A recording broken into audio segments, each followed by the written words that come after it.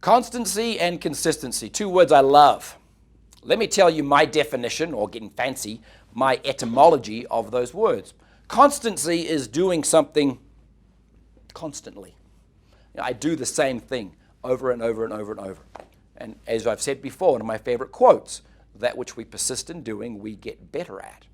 Not that the nature of the thing has changed, but that our ability to do so has increased. So be constant. Consistent speaks to doing that same thing, what you do, the constant thing, over time. So I'm consistently extending invitations. I'm consistently following up. I'm constant in what I do, and I'm consistent in when I do it. Those are two fundamental principles to great success in the business. If you will, they are two fundamental principles that undergird this concept of compounding efforts or compound interest. Let me give you a couple of points to illustrate that concept. You've all heard the story of the man that developed chess, and he went to the emperor, and the chess was impressed with the game and said, I want to reward you. And he said, great, give me a grain of rice for the first square on the chessboard, and then double that for the second square, and then double that again for the third square, blah, blah, blah. The emperor thought, piece of cake, this is a steal. Little did he know that it ends up being 18 million trillion grains of rice by the time he's done that to 64th power or finished that last square on the checkerboard.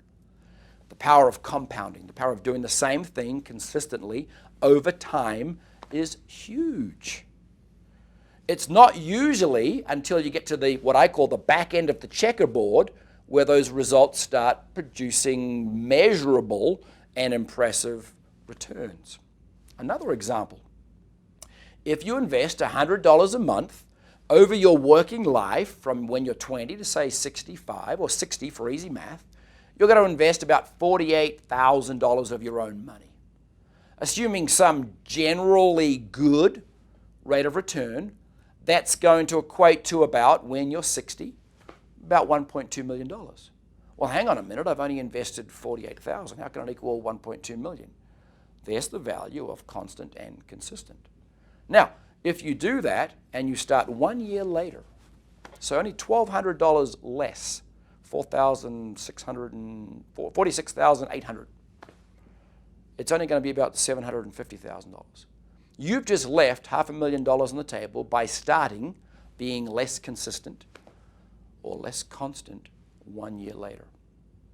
One other crazy example for you. If you take a piece of paper and fold it 43 times in half, first of all, it would be a very big piece of paper. The height of that paper, when it's folded 43 times, will reach from Earth to the moon. Now, that last fold basically takes you half the distance from Earth to the moon because you've just doubled the width of the paper. Blah, blah, blah. What I'm saying is there is value in doing the same thing consistently over time. And what happens as you proceed in your unicity business or in life through that checkerboard as you compound your efforts by doing the same thing, a grain of rice, 2 grains of rice, 4 grains of rice, you do these invitations and follow-ups. All of a sudden, after some time of thinking, I'm not getting any traction here, all of a sudden something starts happening about the middle of the chessboard. And you start getting impressed with what's going on because the compounding, the constant and consistent efforts that you've applied are starting to now work for you. Here's the mistake that you should not make when you get there, and I see it all too often.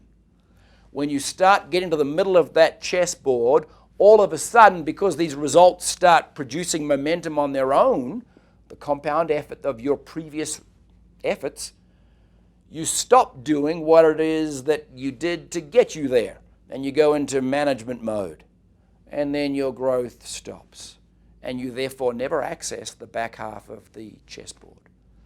Keep doing what it was that got you to where you are when you get to where you are. And just add to it other things that are appropriate for that time and place. That's how you build a great business. Being constant and consistent on doing the fundamentally simple things, the things you've heard before, issuing invitations, following up, getting started, issuing invitations. Do that over and over and over. And yes, maybe the first few squares on the board are unimpressive. No great feast from 4 or 8 or 16 grains of rice. But you keep at it. 18 million trillion grains of rice? There isn't that much rice on the planet. And that's what the emperor found out. So be constant, be consistent. Do those things that produce a result, do them over time such that their compounding can have a benefit for you.